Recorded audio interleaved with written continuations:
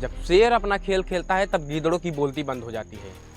और आज भारत ने ऐसा दांव चला है कि वाशिंगटन, बीजिंग और इस्लामाबाद तीनों की नींदें उड़ गई। काबुल में भारत का झंडा, तालिबान के साथ भारत की डील और दुश्मनों के चेहरे पर हवाइयाँ, ये सिर्फ एक खबर नहीं है बल्कि भारतीय कूटनीति का एक चाणक्य नीति वाला मास्टर स्ट्रोक है जिसने पूरे विश्व के समीकरण को बदल दिया है।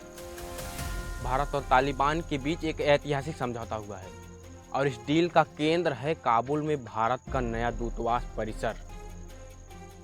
जिस अफगानिस्तान से 2021 में अमेरिका भागा था, जहां से पाकिस्तान अपनी सरकार की कठपुतली बनाना चाहता है और जहां की जमीन पर चीन अपना BRI का जाल फैलाना चाहता है, आज वहीं भारत ने अपना परचम लहराया है साहब। अमेरिका की जलन बढ़ती जा रही है क्योंकि एक समय था जब अफगानिस्तान और अमेरिका के बीच में युद्ध हुआ था।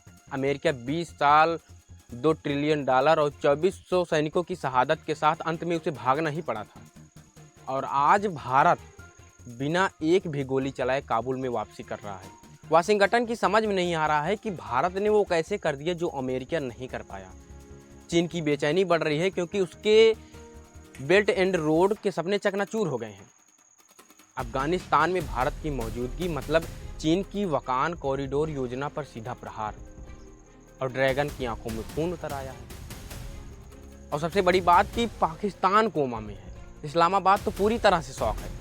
40 सालों से अफगानिस्तान को अपना पिछवाड़ा समझने वाला पाकिस्तान आज ये देख रहा है कि तालिबान ने भारत का हाथ थाम लिया है। रावलपिंडी में इमरान खान से लेकर जनरल मुनीर तक सब हैरान हैं।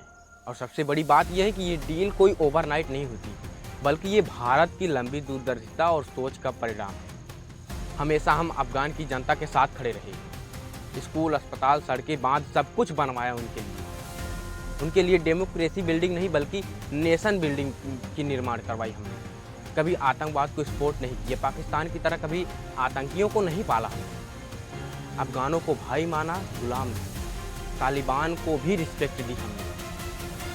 उन्हें थोपा नहीं, उन्हें समझाया। उन्हें एक्सक्लूड नहीं किया हमने, उन्हें इनकेज नहीं किया। अब काबुल में भारतीय दूतावास पूर्ण संरक्षण के साथ स्थापित होगा। भारतीय विकास परियोजनाओं को फिर से शुरू करना होगा।